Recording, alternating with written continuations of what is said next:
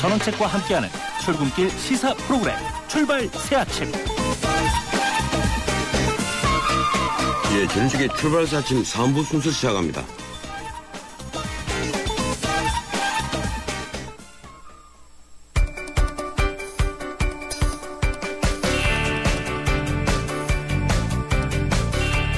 예, 계속해서 외신 소식 알아보겠습니다.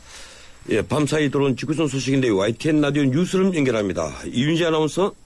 안녕하세요. 출발 새아침 월드뉴스 이윤지입니다. 예, 미국 최대 명절인 추수감사절 연휴 마지막 날 뉴욕에서 열차가 탈선해서 사망자 이 4명이 생기고 부상자가 속출했다는 소식이 들어와 있는데 어떻습니까? 예, 부상자가 계속 확대되고 있습니까? 네, 아직 정확하게 밝혀진 수치는 아직은 나오지 않았는데요. 현지 시간 1일 미국 뉴욕시 브롱크스에서 여객열차가 탈선해서 적어도 4명이 숨지고 수십 명이 부상했다고 현지 경찰이 현재 밝혔습니다. 이날 오전 7시 20분쯤 뉴욕시 브롱크스 스트레이트 두이빌 열차역 근처에서 열차가 선로를 이탈했는데요. 이 사고로 최소한 4명이 사망하고 67명이 다쳤다고 뉴욕시 경찰국장이 밝혔습니다.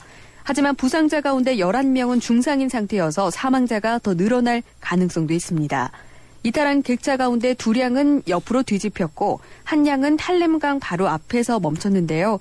다행히 물에 빠진 객차는 없어서 대규모의 인명피해는 면한 것으로 보입니다. 당국은 현재 130명의 구조요원과 수색견, 또 응급차량 등을 동원해서 사고를 수습하고 있습니다. 미국 여객철도공사는 이번 사고로 뉴욕시와 뉴욕주의 주도인 올버니 간의 열차 운행을 무기한 중단했다고 발표했습니다. 예, 태국에서는 반정부 시위를 주도하는 수텝 전 부총리가 잉락 총리와 긴급談判을 벌였죠. 이 결과가 어떻게 나왔습니까? 네, 태국에서 한 달 가까이 이어진 반정부 시위를 주도하는 수텝턱 수반 전 부총리가 현지 시간으로 1일 잉락 층나와 총리와談判을 벌였지만 타협점을 찾지는 못했다고 밝혔습니다. 하지만 정권을 타도하기 위한 투쟁을 멈추지 않을 것이라고 분명히 말했는데요. 수텝 전 부총리는 의회 해산이나 조기 총선으론 만족하지 않을 것이라며 잉락 총리가 자신들의 요구 조건에 답을 주지 않았다고 설명했습니다. 한편 잉락 총리와 수텝 전 부총리 간의 접촉은 반정부 시위대와 또 친정부 시위대인 레드셔츠가 방콕 외곽에서 시비를 벌이다가 총격이 발생해 다수의 사상자가 발생하고 또 경찰이 시위대에 처음으로 최루탄과 물대포를 발사하는 등 전국의 불안이 격화하는 속에서 전격적으로 이루어졌습니다. 예, 알굴리 침해 논란을 일으키고 있는 특정 비밀 보호법안에 대한 일본 각계의 반발이 거세지고 있는 가운데 일본을 대표하는 변호사 단체까지 거리로 나섰죠? 네, 그렇습니다. NHK에 따르면 일본 변호사 연합회는 1일 도쿄 신주쿠에서 소속 변호사 약 40명이 참가한 가운데 시위를 열고 법안 폐기를 호소했다고 하는데요. 특정 비밀 보호 법안에는 비밀의 지정과 해제에 대해서 외부에서 감시하는 구조가 없다며 시민에게 중요한 정보가 공개되지 않을 우려가 있어서 찬성할 수 없다는 것입니다. 이 법안은 누설 시에 국가안보에 지장을 줄 수 있는 정보 등을 특정 비밀로 지정하고 이를 유출한 공무원은 최장 징역 10년형에 처하는 내용을 담고 있습니다. 변호사들은 이날 전단지 5천여 장을 시민들에게 나눠주면서 법안 폐지 운동에 동참할 것을 호소했습니다. 한편 앞서서 지난달 28일에는 2008년 노벨 물리학상 수상자인 마스카와 도시히데, 또 2000년 노벨 화학상 수상자인 시라카와 히데키, 또 한국 국적의 제1정치학자인 강상중 세이가쿠인 대학 교수 등 유명학자 31명이 특정비밀 보호법안에 반대하는 성명을 발표하기도 했습니다. 한편 아베 정권은 이번 회기가 끝나는 6일까지는 참의원 표결을 마쳐서 이 법안을 성립시킨다는 목표입니다. 예, 그렇군요. 이 끝으로 중국 보하이 해협에서 세계에서 가장 긴 해저 터널이 건설된다는 소식이 들어와 있죠? 네, 중국 북동부 보하이 해협을 가로지르는 세계에서 가장 긴 해저터널 건설 방안이 확정됐습니다. 대만 중국시보는 중국 공정원의 소식통을 인용해서 중국 당국이 랴오둥반도와 산둥반도를 잇는 종단 해저터널 건설 방침을 정했다고 말했는데요. 총 길이 122km로 이 사업에는 2천억 위안, 우리 돈으로 약 34조 7천억 원의 사업비가 들어갈 것으로 추산됐습니다. 이 터널이 완공이 되면 53.85km의 일본의 세이칸 철도 터널을 제치고 세계 최장 해저 터널이 됩니다. 한편 이 사업은 1992년에 처음 아이디어가 제시됐지만 현실성 문제 등으로 그동안 진척을 이루지 못했는데요. 이 터널이 건설되면 동북과 산둥 지역의 교통과 물류 흐름을 개선할 것으로 기대를 모으고 있습니다. 지금까지 출발새 아침 월드뉴스 이윤지였습니다. 예, 고맙습니다. 이윤지 아나운서였습니다.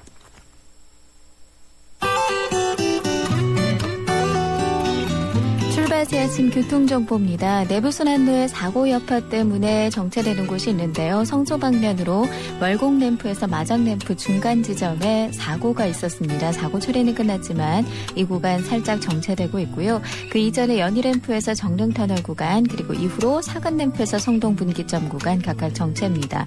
그 밖에 동서문로가 기름교에서 한성대 입구역까지 밀려서 가고 있고요. 창경공로 성균관대 입구에서 종로 4가까지 시속 10km 정도로 정체가 심한 상태입니다. 율곡로는 안국역에서 원담동 사거리까지 속도가 떨어져 있고요. 신촌로가 창천 3거리에서 아현역까지 쭉 속도를 못 내고 있습니다. 서서문로 충정로역에서 시청 앞까지 속도 내기 어렵고요. 종로는 종로 1가에서 종강역, 동미암역에서 신설동역, 반대쪽으로는 용두동 사거리에서 동대문역까지 속도가 떨어져 있습니다. 그 밖에 경부고속도로 서울 쪽으로는 달래내에서 반포 구간 시속 10km 정도 밀려서 가고 있고 반대쪽 반포에서 서초, 서울요금소에서 죽전, 남사 부근이 어렵습니다. 지금까지 출발새 아침 교통정보였습니다.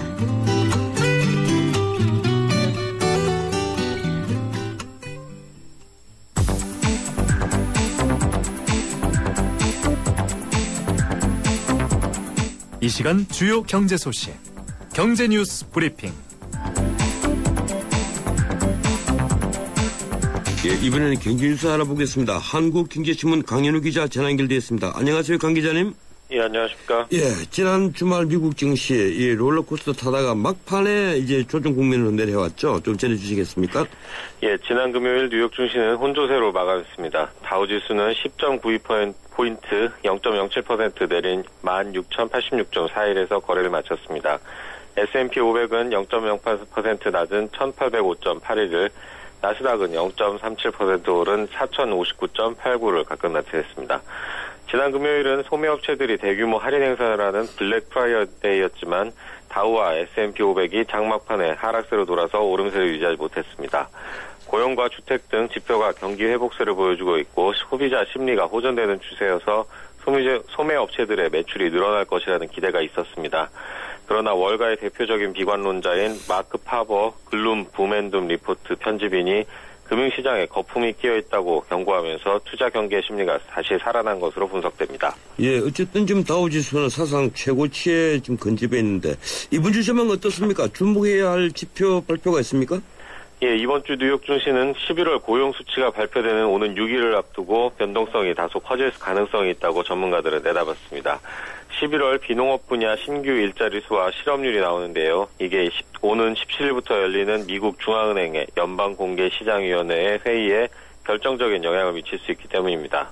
아트워건 라자드 캐피털 상품전략 대표는 개선된 고용지표와 시장의 긍정적인 반응이 필요한 시점이기는 하지만 고용지표가 너무 좋게 나오면 중앙은행이 12월에 양적 완화 축소를 시작할 것이라는 우려가 커질 수 있기 때문에 오히려 악재가 될 수 있다고 설명했습니다. 예. 오늘이 예산안 통과 시한이니까 어차피 시한 못 지키는 것은 뭐 명확해졌지만 어떻습니까? 지금 헌정사상 처음으로 준예산이 편성된다는 예측이 나오고 있죠? 예, 오늘은 예산안 법정 처리 시한인데요. 여야는 어제도 국회 예산결산특별위원회에 예산안을 상정하지 못했습니다. 민주당은 새누리당이 황찬현 감사원장 후보자 인준안을 본회의에서 단독 처리한 것에 반발해 예결위에 불참하고 있습니다. 예결위는 예산안 심의를 위한 개수조정 소위원회도 꾸리지 못해서 예산안이 오늘 처리될 가능성은 없습니다. 새누리당은 오늘 예산안을 예결위에 단독으로라도 상정할 예정입니다. 현호섭 부총리 겸 기획재정부 장관은 어제 긴급 기자간담회를 열고 정치가 경제를 꼼짝 못하게 하고 있다. 정치가 모든 것을 빨아들이는 블랙홀이 돼 국가를 올스톱시키고 있다고 비판했습니다. 또 예산안 처리가 올해를 넘겨 준예산이 편성되면 65만 개에 달하는 일자리가 사라질 수 있다면서 정치권 일부가 준예산을 편성해도 되는 것 아니냐는 인식을 갖고 있는 것 자체가 문제라고 지적했습니다. 예, 이 준예산이 편성되면 어떤 문제가 생기는지 좀 상세히 전해 주시죠. 예, 준회사는 국회가 새로운 회계연도가 개시될 때까지 예산안을 의결하지 못하면 전년도 예산에 준해서 필요한 경비를 집행하도록 하는 겁니다. 하지만 실제 예산을 쓸 수 있는 사항은 헌법이나 법률이 정한 기관의 유지와 운영이나 법률상 지출 의무를 이행하는 수준으로 매우 제한되어 있습니다. 정부의 재량 지출이나 사업 예산을 제대로 쓰지 못하게 되는 겁니다. 기획재정부에 따르면 실업자들을 대상으로 하는 겨울철 재정지원 일자리나 노인 대상의 소규모 일자리 사업인 취로 사업 등 65만 개에 달하는 공공일자리가 끊기게 됩니다. 민간이 운영하는 복지시설 지원금도 끊기고 양육수당 지급도 중단됩니다. 정부가 지원하는 사업비에 의존하는 장애인 보조시설이나 노인요양원 등이 종사자들의 인건비조차 줄 수 없기 때문입니다. 어린이집에 보내지 않고 가정에서 양육하는 가구에 지급하는 양육수당도 중단됩니다. 예, 그렇군요. 이 내년부터 불공정 거래 기업에 대한 과징금 감경 사유와 감경률이 대폭 축소되면서 불공정 거래 기업에 부과되는 과징금이 지금보다 2배나 늘어난다면서요? 네, 공정거래위원회는 이 같은 내용을 담은 과징금 부과 기준 고시 개정안을 내년 1분기에 시행할 계획이라고 어제 발표했습니다. 개정안에 따르면 과징금 감경 사유 가운데 최대 20%까지 해주는 자율준수 프로그램 우수 등급에 관한 감경이 폐지되고요. 단순 가담자 감경률이 최대 30%에서 최대 20%로 축소되는 등 과징금 감경 요건이 강화됩니다. 공정위가 2010년부터 지난해까지 담합으로 처벌한 618개 기업의 개정안을 경영한 결과 과징금 부과액이 중전보다 2배가량 늘어나는 것으로 분석됐습니다. 예, 서울시가 시내 모든 대형마트를 같은 날 의무적으로 휴업하도록 하겠다. 이렇게 계획하고 있죠? 예, 서울시는 25개 자치구에 있는 모든 대형마트가 같은 날짜에 의무 휴업하도록 못 박는 유통업 상생업력 및 소상공인 지원과 유통 분쟁에 관한 조례 개정안을 연내 통과시킬 계획입니다. 현재 이 조례는 매월 둘째, 넷째 일요일에 의무 휴업하되 구청장 재량으로 평일에도 휴업할 수 있도록 하고 있습니다. 그런데 지리적으로 가까운 대형마트가 각각 다른 날에 쉬면 전통시장 활성화라는 취지에 어긋날 수 있어서 개정이 필요하다는 게 서울시의 설명입니다. 이에 대해서 유통업계는 물론 소비자들도 자율적인 선택권을 박탈하는 것이라며 반발하고 있습니다. 또 구청장이 휴무일을 정할 수 있도록 한 유통산업발전법과 충돌해서 앞으로 논란이 예상됩니다. 예, 고맙습니다. 여기까지 듣겠습니다. 예, 감사합니다. 지금 한국경제신문 강현우 기자였습니다. 뉴스를 창조하는 시사 프로그램, 뉴스를 풀어내는 시사 프로그램, 전원책의 출발 4층. 예, 비트코인이라는 화폐를 아십니까? 우리나라에서는 아직 생소하지만 세계적으로 통용되는 인터넷상의 가상화폐입니다. 온라인으로만 거래되는 이 비트코인이 최근 가격이 치솟으면서 금값과 맞먹는 1200달러를 넘기는 최고치로 경신했습니다. 우리나라 또한 이용자가 몰리면서 1비트코인의 가치는 170만 원 정도에 이를 정도라고 합니다. 이 기대와 우리 속에서 인기를 대가는 비트코인, 그 가치와 투자 전망에 대해 전문가와 이야기를 나눠보겠습니다. 한국 비트코인 거래소 코비스의 김진아 이사 전화 연결되어 있습니다. 안녕하세요, 김 이사님. 네, 안녕하세요. 예, 우리에겐 이 비트코인이 생소합니다. 아직 저도 잘 모르고 있고요. 이 중국이나 일본, 유럽에서는 비트코인이 광범위하게 유통되고 있다고 하는데 심지어 비트코인으로 등록금을 받는 대학까지 등장했더라고요. 이 비트코인이 네, 무엇인지 무슨 설명 좀 부탁드리겠습니다. 예, 비트코인은 아까 이제 말씀하신 대로 화폐이자 또 글로벌 금융 네트워크다, 전자금융 네트워크다 이렇게 보시면 될 것 같고요. 예. 우리 사회에서는 요즘 들어서야 이제 뭐 화제와 관심의 대상이 되고 있는데 사실 미국과 유럽 등에서는 올해 초부터 많은 관심과 어떤 논란, 사회적 토론 이런 것들을 거쳐왔습니다. 예, 그리고 2009년 등장한 2009년에 전대미문에 우리 글로벌 금융위기가 있었지 않습니까? 예, 그 이후에 바로 생겨나기 시작해서 많은 호응을 얻어왔습니다. 예. 예, 그래 2009년에 만들어졌군요. 예, 비트코인하고 사이버머니하고 차이점은 무엇입니까? 일반 사이버 머니들은 어떤 그 발행 기관이나 어떤 그 네트워크의 그 어떤 회사 소유지 않습니까? 보통. 예, 그렇죠. 그런데 비트코인은 그런 어떤 발행 기관이나 뭐 소유 회사, 기관 이런 것들이 없습니다. 예, 그러면 비트코인을 얻는 방법은 돈을 주고 사는 방법 말고는 어떤 방법이 있습니까? 채굴이라고 하던데요. 그게 어떤 겁니까? 예, 비트코인은 금을 캐듯이 채굴을 한다라는 표현을 하고 있는데요. 예. 네, 초기에는 개인들이 노트북을 통해서도 이 비트코인 채굴 작업에 뛰어들 수 있었는데요. 요즘에는 그 전문화된 기업들이 마치 금강업자들이 있었듯이 기업들이 하고 있습니다. 근데 비트코인 채굴 과정은 단지 비트코인을 발행하는 그 과정일 뿐만이 아니라 그 많은 사람들이 자발적으로 그 채굴 과정에 참여함으로써 비트코인 자체의 보안성이 높아지는 그런 메커니즘으로 작동하고 있습니다. 그래서 지금은 매 10분마다 한 번씩 이제 그 비트코인이 발행되고 그 채굴자들한테 돌아가게 돼 있는데요. 예. 그렇게 모인 채굴자들의 컴퓨팅 파워가 전 세계 슈퍼컴퓨터 상위 500대를 합친 것이 한 2천여 배에 이르고 있습니다. 예, 엄청난 것이군요.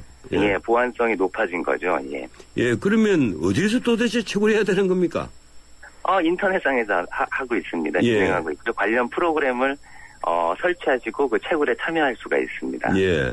이 김 이사께서는 한국 비트코인 거래소 코빗의 창업자이신데 최근 국내 비트코인 거래량도 접대죠? 그럼요. 그 10월 말부터 해서 폭발적인 증가세를 보였고요. 예. 예, 그런 관심 덕분에 또 그런 관심과 그 거래량 증가 때문에 이제 한국도 글로벌 트렌드에 소외되지 않고 따라가는 양상, 뭐 이런 좀 모습을 보였습니다. 하지만 또 다소 과열된 측면, 단시간에 이제 관심이 집중되다 보니까 예. 과열된 측면도 존재하고 있는 상황입니다. 예, 하루 어느 정도로 거래가 됩니까? 예, 이제는 하루 한 5억 원 정도까지 거래가 늘었다고 보시면 되고요. 예. 이제 큰 금액이군요. 한 달이면 150억 정도인데, 이 비트코인의 통화 관리는 그러면 누가 합니까? 뉴스를 보니까 80억 원어치 비트코인이 들어있는 컴퓨터 하드웨어를 그 쓰레기장에 버린 영국 사건이 있더라고요.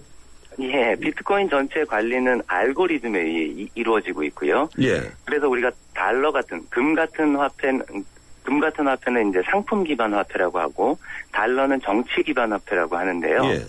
비트코인은 수학 기반 화폐, 과학기술 기반 화폐다 이렇게 이야기하고 있고요. 미국의 전 부통령이었던 엘 고어 같은 경우는 정부가 담당하던 역할을 비트코인에서는 알고리즘이 담당한다. 그것이 멋진 점이다. 뭐 이렇게 이야기를 하고 있습니다. 그래서 정부의 정책이라든지 이런 게 변덕스러운 요인들이 있는데 그렇지 않고 비트코인에서는 정해진 알고리즘에 따라 그 발행과 관리가 이루어지기 때문에 오히려 더 신뢰할 만하다. 뭐 이런 호응을 얻고 있기도 합니다. 예. 근데 비트코인의 가격은 어떻게 형성되는 거죠?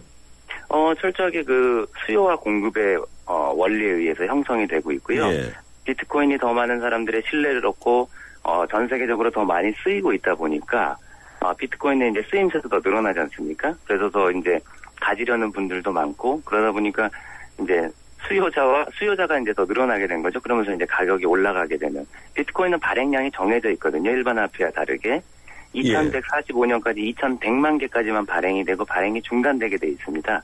그러니까 금처럼 희소성이 있는 거죠. 그래서 그러니까 아마 많은 분들이 빨리 채굴해야 되겠군요. 채굴도 빨리 할 수가 없고요. 예. 정해져 있습니다. 지금 900만 개까지 돼 있고 스케줄에 따라서 채굴량이 정해져 있고요. 그것을 경쟁하는 사람들이 늘어나고 있고 그렇다 보니까 이제 채굴하기가 굉장히 어려워진 것이고요. 거래소를 통해서 이제 사려는 분들이 늘어나고 있는 거죠. 예, 근데 가장 큰 문제는 이게 알고리즘을 기반으로 하고 있기 때문에 비트코인의 보안을 누가 책임지는 사람이 없지 않습니까? 예, 근데 아까 말씀드린 대로 비트코인의 보안은 참여적으로 이루어지고 있는 겁니다. 예. 채굴하려는 분들이 컴퓨팅 자원을 갖고 그 채굴 작업에 달려들면서 비트코인 전체의 보안성이 높아졌고요. 사실 그래서 과연 이런 방식이 작동이 잘 하겠느냐 그런 것들이 사실 검증된 과정이 지난 4년이었다면 그것에 대한 검증은 어느 정도 좀 마무리된 게 아닌가 이런 생각이 듭니다. 예. 예, 어떻든 우리 일반인들이 생각하기에 이 비트코인이라는 가상화폐 이것으로 이제 구매도 할 수가 있다고 하고 등록금도 낼 수가 있다고 하는데 가장 궁금한 것은 그런 것 같아요. 이 비트코인 전체 발행액을 책임질 은행이 없다는 것 아니겠습니까? 네, 근데 우리 돈 같으면 한국은행에서 책임을 지는데 미국 또 달러 같으면 FRB가 책임을 지지 않습니까? 네, 그런데 이 비트코인은 책임질 은행이 없는데 그걸 어떻게 설명해야 됩니까? 비트코인은 처음부터 그런 중앙기관의 개입이라든지 그 중앙은행이 발행하고 이런 시스템과 전혀 다른 시스템으로 출발한 것이라고 보면 되고요. 예. 아까 말씀드렸지만 전대미문의 글로벌 금융위기 이후에 그런 지금의 중앙은행 체제, 글로벌 금융 체제에 대한 어떤 비판론적 시각에서 이것이 등장을 했고 사실 많은 사람들이 차라리 알고리즘이 하는 게 낫다. 그다음에 진정한 디지털화가 이루어지는 것이 낫다라는 어떤 합의 속에서 점점 신뢰를 얻어온 것입니다. 예. 그리고 이제 아까 말씀드렸지만 차라리 모든 사람이 알 수 있게 발행량이 정해져 있고 사람들이 그에 따라서 예측 가능하게 이 비트코인과 관련된 경제 계획을 짜고 경제 활동을 영위할 수 있도록 하는 것이 더 합리적이지 않은가. 뭐 이런 것이 공감대를 얻어서 사실 비트코인이 이렇게 글로벌 어떤 이슈가 까지 오게 된 것이죠. 예, 이런 가상화폐가 나올 때마다 돈 세탁을 가장 염려를 많이 하는데 이 비트코인도 돈 세탁에 쓰일 가능성이 없지 않겠죠? 어떻습니까? 그렇죠. 비트코인은 가장 현찰과 또는 금과 가깝게 발전한 디지털 화폐라고 보시면 되고요. 우리가 현실에서도 발행된 현찰들이 대부분 다 그런 지하 경제에서 쓰이고 있지 않습니까? 예. 최근에 우리 경제에서도 이제 그 현금 경제가 비중이 증가하고 있다 이런 우려적인 리포트들도 많이 나오고 있는데요. 그런데 비트코인은 사실은 그런 현찰이나 금보다는 훨씬 투명한 거래가 가능합니다. 왜냐하면 모든 비트코인의 거래는 실시간으로 인터넷에 공개가 되거든요. 예.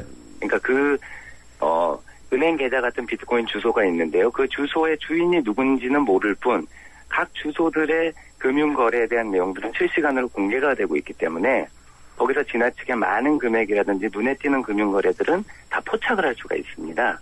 예. 그래서 사실은 비트코인이 일반적인 사람들에게는 어떤 프라이버시와 익명성을 보장하지만 이걸 가지고 만약에 제가 돈 세탁을 한다고 저도 상상을 해봤는데 굉장히 좀 난점이 많은 그런 도구가 아닐까 생각합니다. 예, 앞으로 이 비트코인 어떻게 발전한 데 따라서 폭발적으로 될 것 같은데 계속해서 인터뷰 좀 요청드리겠습니다. 고맙습니다. 네, 감사합니다. 예, 지금까지 한국 비트코인 거래소 코빗의 김진아 이사였습니다. 의료기관 평가인증원 원장 석승환입니다. 의료기관 인증제 알고 계신가요? 의료기관의 환자 안전 수준과 의료 서비스의 질을 정부에서 인증하는 제도입니다. 안심하고 병원을 이용할 수 있도록 병원을 찾을 때는 의료기관 인증 마크를 꼭 확인하세요. 보건복지부와 의료기관 평가인증원이 함께합니다. 예, 3부 순서 여기서 마치고 잠시 뒤 4부 이어갑니다. 정미선 아나운서, 국민건강보험 소식 들었나요? 네, 치아 스케일링, 부분 틀니부터 4대 중증 질환의 초음파 검사까지 건강보험이 적용된다는 소식이요? 네, 또 있죠. 장기 요양 인정범위 확대로 보다 많은 어르신께서 노인 장기 요양보험 혜택을 누리시게 됐습니다. 저도 하나 알려드릴게요. 스마트한 건강정보 빅데이터로 예방부터 치료까지 평생 맞춤형 건강관리도 받을 수 있대요. 더 넓은 혜택, 더 나은 서비스로 더 건강한 내일을 만들어갑니다.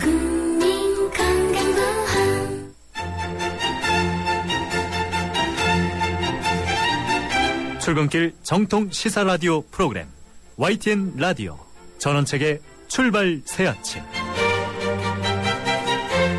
예, 전원책의 출발 새아침 4부 순서 시작합니다.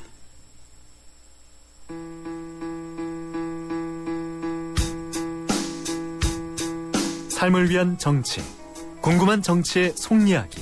출발 새아침 정치 포커스.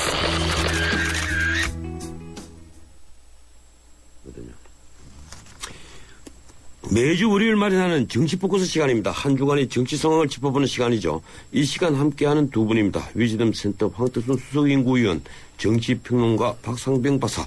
두 분 어서 오십시오. 안녕하세요. 네, 안녕하십니까. 전 변호사 한 달 만에 뵙습니다. 예, 그렇습니까? 예. 12월 2일. 지난주가 11일이고 오늘이 12월 2일입니다. 첫 주 2일입니다. 별로 재미없습니다. 예, 지난 목요일 새누리당이 황찬년 감사원장 이 후보재단 임명 동의안 인준을 강행 처리했지 않습니까? 단독 처리인데 이러다 보니까 민주당이 이제 전면 보이콧 하고 나서고 김한길 대표는 특히 그 대표직까지 걸고 결기를 드러냈는데 임명 동의안 처리 우선 여야 어느 쪽의 잘못이 더 크다, 뭐 잘못인지 아닌지는 모르겠습니다만은 이 누구 책임이라고 보십니까? 이런 파행을 먼저 황 의원님. 글쎄 양쪽 다 약간 어느 정도 책임은 있죠. 보면 당초 그 황찬현 감사원장 후보자에 대한 임명 동의안하고 또 문영표 복지부 장관 후보자를 연계시켰던 야당 전략도 좀 치졸했습니다. 그러니까 각각 개별적으로 해야 되는 것이지 문영표를 갖다가 낙마시켜주면은 황찬현을 임명 동의하는데 참석해주겠다. 그것도 치졸한 전략이고 또 보면은 우리 국회 관례 중에 인사에 관한 것은 여야 합의로 치르는 것이 여태까지 전통적 관례였습니다. 근데 그런 부분에서 좀 무리하게 단독으로 진행한 새누리당도 결코 비난으로부터 자유로울 수는 없을 겁니다. 네, 박성훈 박사님. 네, 이번에는 뭐 일방의 잘못이다고 얘기하기 어렵습니다. 제일 잘못은 저는 강창희 국회의장한테 있다고 봅니다. 제일 큰 잘못은. 왜냐하면 국회 선진화법의 기본 취지는 물리적인 폭력, 물리적인 저지를 막는 대신에 소수 야당이 무한정 토론을 할 수 있는 필리버스터 제도를 도입을 하지 않았습니까? 과거에는 안 했다. 과거에는 국회 선진화법 적용을 받지를 않았죠. 과거에는. 근데 선진화법 적용 이후에 처음으로 필리버스터를 인사 문제도 하려고 그랬는데 과거에 안 했다는 이름으로 이것을 막는 것은 현행 국회법 위반입니다. 이런 점에서 국회 운영 이것이 뭐 법률적으로 얼마나 큰 상처가 될지는 모르겠습니다만 국회의장으로서 진행을 원활히 하지 못한 점은 저는 잘못됐다. 또 하나가 이제 새누리당 같은 경우에는 인사 문제까지 이렇게 밀어붙일 경우에는 사실 여야가 어떻게 갈지는 답이 나와 있는 거거든요. 이런 상황에서 집권당으로서의 정치력 부재. 또 하나는 이제 민주당 같은 경우에는 앞서 황 의원이 말씀하신 것처럼 연계 전략이라든지 원내 전략 부재로 드러난 제1야당의 정치력 부재도 한몫을 해서 결국은 이 3자가 연결되다 보니까 국회 사상에서 인사 문제까지 이번에는 강행 처리되는 그런 결과를 빚어냈다 이렇게 보고 있습니다. 예, 저도 그래서 그 부분을 좀 찾아봤어요. 이 30 시절, 이 필리버스터가 허용되던 30 시절에 보니까 역시 인사 문제는 필리버스터가 없었던 그 관리가 맞긴 맞는 것 같습니다. 또 미국도 그렇고요. 이 필리버스터를 인사 문제는 거의 그리고 사실 미국에는 인사 문제로 다툼이 거의 있지 않죠. 사실 몇 건밖에 없던데 그때도 필리버스터 같은 것은 안 보이는 것 같아요. 미국 같은 경우도 이제 상원에서 필리버스터 할 때 원래는 5분의 3조항에서 2분의 1조항으로 낮추었죠. 예, 그렇죠. 근데 우리 선진화법에는 법규대로 하면은 필리버스터가 인사 문제는 적용되지 않는다라고 하는 규정이 없습니다. 물론 그런 모든 사안에 그러니까 모든 사안에 대해서 국회의장은 필리버스터 허용하게 되어 있습니다. 그러니까 인사 문제까지도 포함시키는 게 맞는 거죠. 과거의 관례보다도 현행 법이 더 위 아닙니까? 뭐 그런 식으로 계속해서 우리가 법리를 따져 들어가 보면요. 우리가 왜 관리가 중요한가 하면 법리를 계속 따져 들어가 보면 과연 국회 선진화법이 지금 헌법 정치인의 그 위배되는지 위헌인지 아닌지도 이 살펴봐야 될 문제가 있거든요. 헌법학자들은 위헌이라고 얘기를 합니다. 예. 그러니까 뭐 그런 것까지 오늘 우리가 따지지 말고 우리는 이제 양당의 그 입장, 행동, 여기에 대한 이제 적절한 평가만 해야 될 입장인데 어떻습니까? 지금 12월 2일 같으면 우리 헌법이 그 회기 30일 전까지는 예산안 처리하도록 돼가 있고 오늘이 이제 시한이거든요. 근데 처리는커녕 지금 예결위 자체 상정을 못했습니다.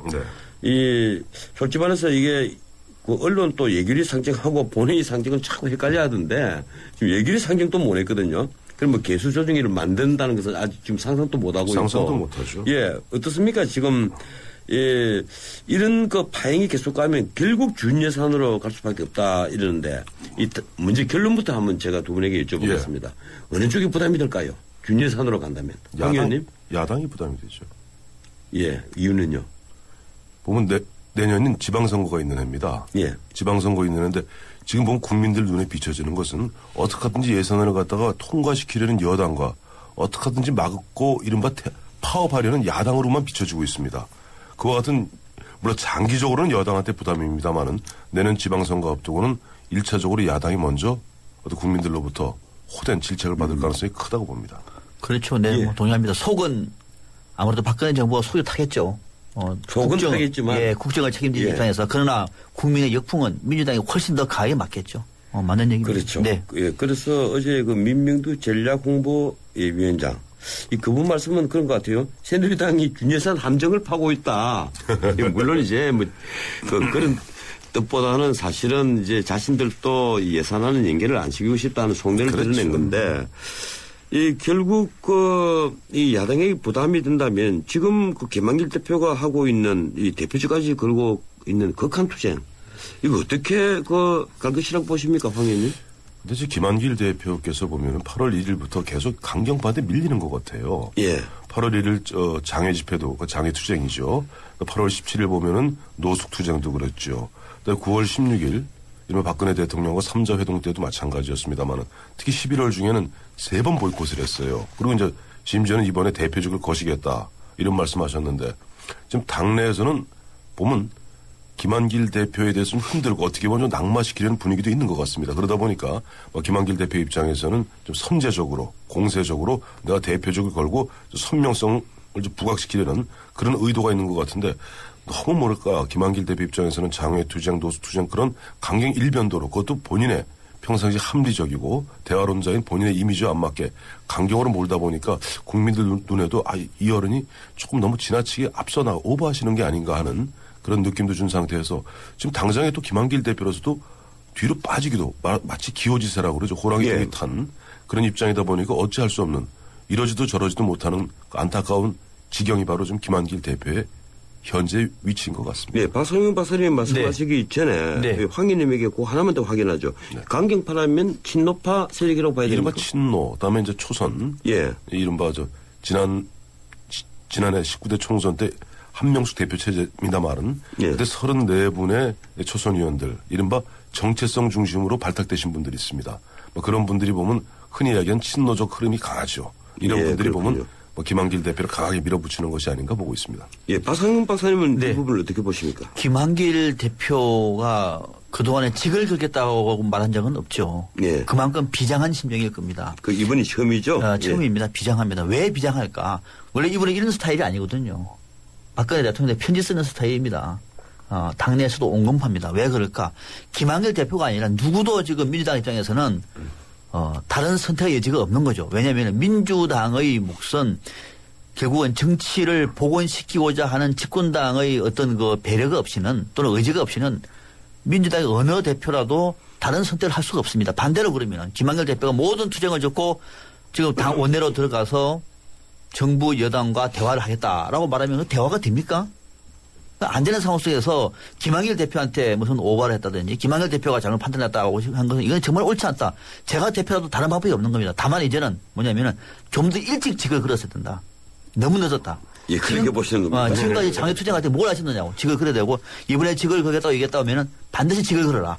그러니까 뭔가를 보여줘야 되는 것이지 매번 직 걸겠다가 또 시간 지나면 또 허지부지 돼버리고 이런 식으로 민주당이 안 되다 보니까 지난 대선에 패배한 거거든요. 이번만큼은 확실하게 하시라. 그런 면에서는 직을 걸겠다. 한번 예의 주셔야 되겠다는 생각이 듭니다. 근데 이게 굉장히 보면 어떻게 보면 김한길 대표도 스스로의 말씀에 자칫 한번 발목이 잡힐 수 있는 게 핵심은 특검 아닙니까? 그렇죠. 특검을 갖다 연내 받아들여지지 않는다면 김한길 대표는 내년 1월 달에 내년 1월경에는 당내 어떤 강한 압력에 의해서 정말 퇴진할 수밖에 없는 그런 상황이 올지도 몰라요. 조기 전당대회 가능합니다. 신경민 최고위원이 그런 얘기를 했죠. 누군가 책임져야 되지 않느냐. 그게 바로 그 직후에 이제 대표직까지 건다는 얘기가 나오거든요. 그러니까 보면 참 김한길 대표도 그 말씀하실 때 약간 좀 감정적인 측면도 있었던 것이 아닌가 하는 생각도 들고 만약에 지금 보면 이번에 준예산 아니면 준예산에 준하는 상황이 벌어지고 특검도 못 받아들이는 상태가 못 얻어낸 상태가 된다면 민주당에서는 당장 내년도 초에 보면 이른바 지도부에 대한 불신임 그런 분위기가 팽배할 수도 있습니다. 그러니까 직을 걸지 않겠다고 말을 하더라도 그런 말을 하지 않았다고 하더라도 그건 그래요. 특검이 수용되지 않으면은 김한길 대표 실제로 내일 갑니까? 못 가죠. 이런 못 가는 거예요. 그러니까 강경한 입장을 밝히는 것은 맞는 얘기죠. 그러니까. 아니 그런데 문제는 이제 예산안을 연기를 시켜버리면 지금까지 민주당이 외관적으로는 예산안을 절대 연기시키지 않겠다 이렇게 얘기를 해왔거든요. 근데 예산안을 연기시켜버리면 이 후폭풍도 만만치 않을 것이라는 문제가 있죠. 그래서 앞서 말씀드렸던 이른바 그런 상황이 벌어지게 됐을 때 장기적으로는 박근혜 정부가 어떻게 보면 속골병이 들겠습니다만은 단기적으로 그 비판은 우선 민주당에 쏟아질 수밖에 없어요. 그러니까 지금 김한길 대표도 예산하고 이른바 특검하고 나머지 경제 활성화, 경제 민주화법을 좀 분리해서 대응했어야 되는데 그걸 다 연계시켜놨기 때문에 마치 앞서도 말씀드린 바와 같이 국민들 눈에는 민주당이 예산을 통과 안 시키는 어떻게 보면 주범이 돼버리는 어떻게 보면 원치 않는 그런 어떻게 누명 아닌 누명을 쓰게 될 수밖에 없는 그런 지경에까지 이르게 된 것이죠. 그런 측면이 있죠. 그 말이 재밌네요. 누명 아닌 누명. 그런 측면이 있지만은 그러니까 그런 측면이 있다고 하더라도 김한길 대표 입장에서는 다른 선택의 길이 없었다. 그것이 지금의 우리가 정치의 비극을 만들어내고 있는 거죠.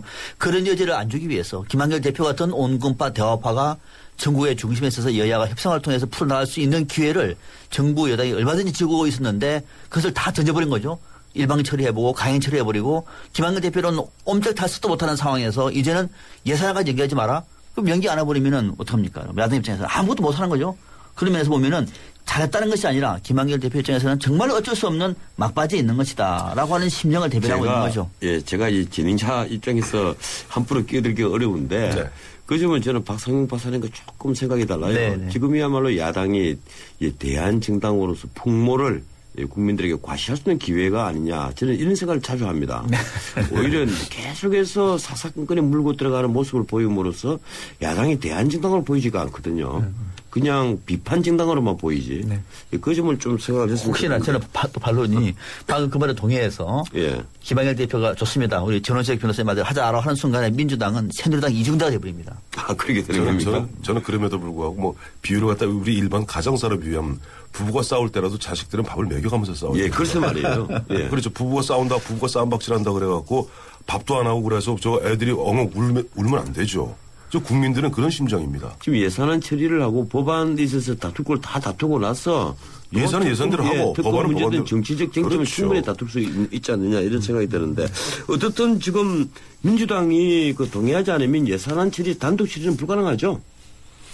예결위의 상정은 오늘 할 것 같아요. 예. 뭐 최경환 원내대표도 그렇고 보면 이미 강창희 의장이 지난 11월 15일에 12월 29일 지정을 해놨어요. 그래서 그건 올릴 수 있고 오늘 아마 상정할 것 같고 문제는 본회의에 상정할 수 있는가 하는 부분에 대해서는 주계 국회 선진화법 그 해석 갖고 지금 가능하다는 이야기도 있고 그러니까 국회의장이 일정 기간을 갖다 지정하고 할 수 있다는 일설과 아니다. 국회 선진화법 적용이 되었기 때문에 안 된다는 이설이 지금 충돌하고 있는데 사실 국회 선진화법 올해 처음 적용하는 또 마지막 적용하는 예산의 경우는 예, 그런 그렇죠. 경우 때문에 어느 게 맞는지 잘 모르겠어요. 그런데요. 예결 특위에서 단독 상정해버리면은 본회의에 넘어가는 거죠.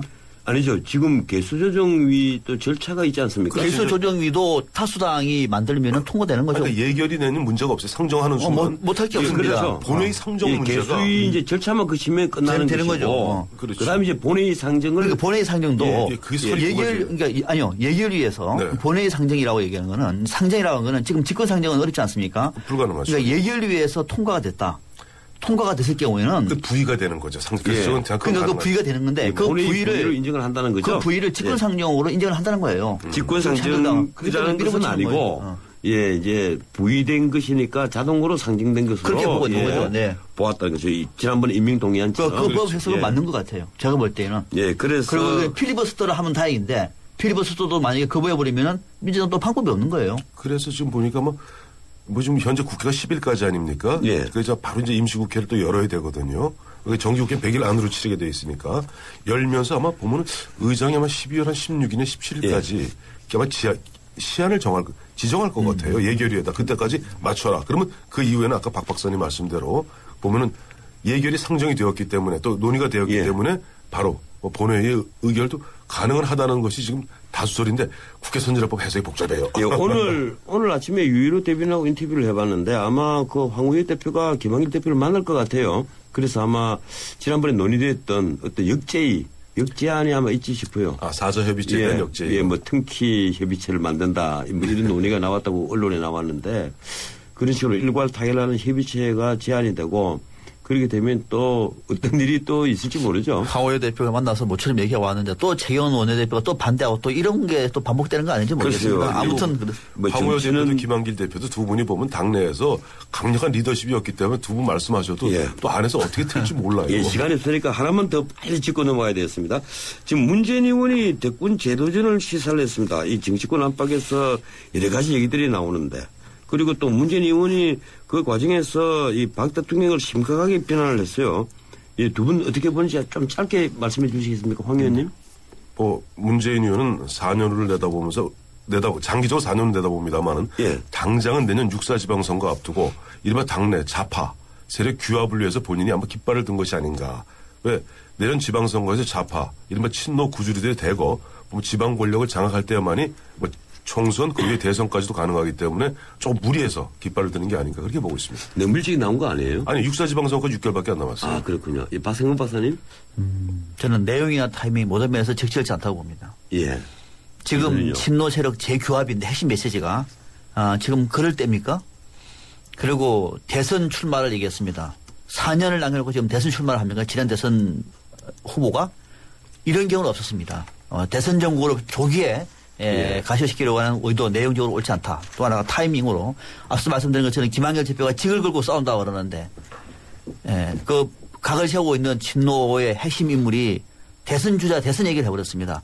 김한길 대표 김백입니까? 당인으로서도 적절치 않다. 이런 생각입니다. 예, 민주당 지도부의 일종의 그 김백이로 보인다. 이런 말씀이었군요. 예, 한 주간의 베스트와 워스트 좀 짚어보죠. 이주일의 베스트 황 의원님 누굴 꼽으셨습니까? 돌아가셨습니다. 최명신 장군, 최명신 주월사 사령관. 솔직히 말해서 저하고 똑같습니다. 아, 그래요? 예, 이유를 말씀하시겠습니까? 저하고 똑같은 생각이실 거예요, 보면. 그래도 청취자를 위해서. 청취자 그래도 예. 좀 전쟁 영웅이었습니다만은, 전쟁 영웅이죠. 돌아가시면서 마지막 유언이 함께 했던 전우들, 사병들과 함께 묻히고 싶다. 이른바 참군인의 귀감을 보여준 그런 사례라고 생각하죠. 그래서 최명신 장군, 지난주, 이번 주에 베스트로 모셨습니다. 예, 그래서 사병묘역인 3.3제곱미터 1평묘역에 묻혔죠. 사병 2묘역에 묻혔는데 제가 그때 크루즈멘트를 그렇게 했습니다. 장군은 돌아가셔도 이렇게 장군이다. 예. 장군, 정말 진짜 장군. 그리고 이 정치와 평생 거리를 멀리 두고 다만 이제 나중에 퇴役 후에 외교관 생활을 했죠. 유신에 반대해서 또 물러났고요. 존경할 만한 장군인 것은 분명한 것 같습니다. 박성명 박사님? 네, 최명신 장군 존경합니다. 공감합니다. 그럴 줄 알고 제가 다른 분을 저는 보았습니다. 반대로 공감 안 합니다만 저는 유미린 박사를 잡았어요. 유미린 박사 누구냐면은 하나 한국과 아시아 때 하나 문화연구소 대표인데 독도가 한국 땅이다라고 하는 사실을 중국의 외교문서를 통해서 이번에 확인을 했습니다. 아, 그렇군요. 이거 쉽지가 않습니다. 중국 외교 안 제가 지금 처음 듣는 뉴스입니다. 그렇습니까? 그래서 이 독도가 울릉도 동북부에 있는 면적은 크지 않지만 이거는 울릉도의 속도다라고 하는 중국 외교부의 문서를 최초로 입수해서 공개했습니다. 민간인입니다. 예. 오늘 이 자리에서 제가 베스트를 꼭 꼽고 싶어서 최 장군 넣을 줄 알고 한 분을 더 모신 겁니다. 네. 이주일이 멋있다. 황 의원님? 저는 앞서 우리 박상배 박사님이 조금 언성을 높이셨던 문재인 의원을 갖다 워스트를 갖다 뽑았습니다. 그 이유는 앞서 박 박사님 말씀하신 데다 하나 더 더하자면 안철수 의원이 어쨌든 정치 세력화 선언한 또 그 다음날 나와서 죄를 좀 부렸죠. 아까 김한길 대표도 죄 부리고 안철수도 죄 부리고 그다음에 하여튼 타이밍 오로지 목적이라는 것은 이른바 친노 구주리의 부활 재규합 이것 외에는 어떻게 보면 국민들은 눈에 보이지 않는 것 아닌가. 그래서 워스트를 뽑았습니다. 오늘 제가 시간을 아낄 수도 있게 되네요. 저하고 똑같습니다. 그리고 박승민 박사님. 두 분 혹시 어제 통화하셨습니까? 아니요. 안 했습니다. 알겠습니다. 저는 워스트를 강창희 국회의장을 뽑았습니다. 이유는요? 여도 아니고 야도 아닌데 말 그대로 국회 선진화법의 취지를 충분히 살릴 수 있는 아주 좋은 기회를 강창희 국회의장의 나머지는 다 노력했습니다만 필리버스터를 도입을 해서 국민 앞에 심판해 주는 것이 더 원활한 방식이었는데 이거를 과거 관행을 따라서 막아버린 것은 국회 선진화법의 취지를 스스로 무색해 했다라고 하는 점에서 국회 운영을 이렇게 하시면 안 됩니다라고 하는 뜻에서 저는 워스트로 꼽았습니다. 예, 저는 사실 이주일이 워스트로 문재인 의원하고 또 한 분을 같이 뽑았어요. 바로 황우여 새누리당 대표. 일본에 가서 이 총리 각하라는 말을 두 번이나 사용했습니다. 그것이 외교 관례는 아니고 일본의 관례죠. 네. 그걸 우리 언론에서 자꾸 외교 관례라고 포장하는데 일본의 관례입니다. 예, 그래서 좀 지나치지 않느냐. 제가 오늘 그래서 그 점에 있어서 크로징 멘트를 준비를 해왔습니다. 네. 예, 두 분 오늘 여기까지 듣겠습니다. 네, 감사합니다. 예, 지금까지 한 주간의 정치 상황을 짚어보는 정치 포커스 황태순 수석연구위원과 그리고 박성명 박사였습니다.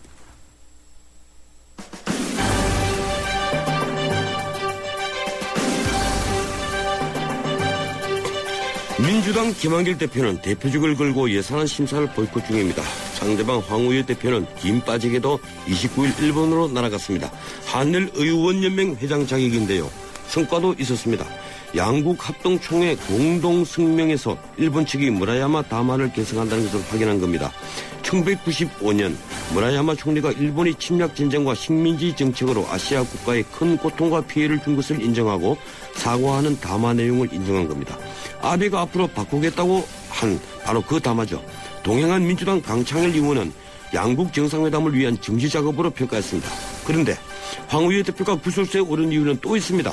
한일의원총회에서 아베 신조를 총리 각하라고 호칭한 겁니다. 설사 일본이 관례라고 하더라도 각하라는 단어를 두 번이나 쓴 건 도저히 이해가 안 되는군요.